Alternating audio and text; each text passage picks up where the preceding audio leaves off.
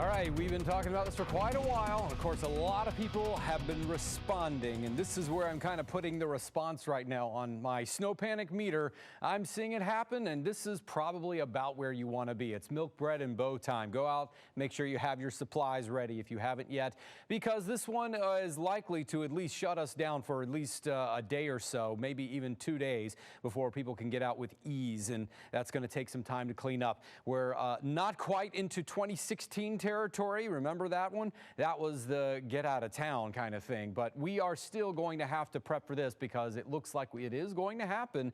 A major winter storm will develop. This one is going to be huge in terms of covering such a huge portion of the United States. As I've been saying, from Albany to all the way to Albuquerque, it is going to be hitting pretty hard. Now, we are going to see a bit of a mixture of precipitation. We have seen some slight trends in the data bringing in a little bit more warm air, but what this is still going to be a decent enough snowmaker before we see this probably transitioning to some icy mixtures. So heavy snow going to begin late into Saturday night and Sunday morning. This will overtake the whole region. We are going to see some significant snowfall everywhere as we move through Sunday morning. But then we will likely see a wintry mix sort of take over much of the region. Maybe not everywhere, but at the very least, it will start from the southeastern portion of the state, and the northwestern portion will receive any of this wintry mix much later. So that means we are going to see less snow totals on the east side, more snow totals on the northwest side before the system finally comes to an end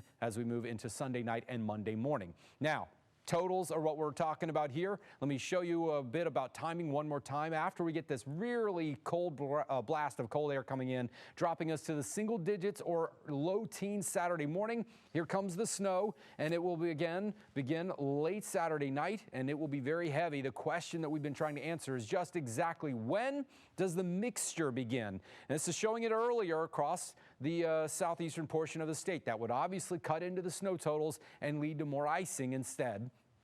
So on the whole, we're still talking anywhere from 4 to 8 inches across the eastern shore and just across the Bay Bridge into, say, Anne Arundel County. As you get closer to the I-95 corridor, that starts to shift a little bit. We're going to be talking about it anywhere from 7 to 9 inches, and then 9 to 12 inches as you get closer towards the edge of Frederick County, northern Carroll County, northern Baltimore County, and beyond that, we could be talking upwards of a foot of snow. So getting some ideas on totals with a little bit of wiggle room. That's still yet to be determined. We're waiting on that, but we are likely going to see less changes as we move forward, at least less extreme ones. But either way, sleet is also going to be something we lay on top of the snow that we will all get. And then the chance of some freezing rain, which is likely not to lead to major power outages, but it could start to collect in trees and weigh them down a bit more. So any of those areas that frequently do receive power outages, the sensitive grids could see some isolated or scattered power outages. We'll watch it very carefully. Right now, it's not looking like it's going to reach that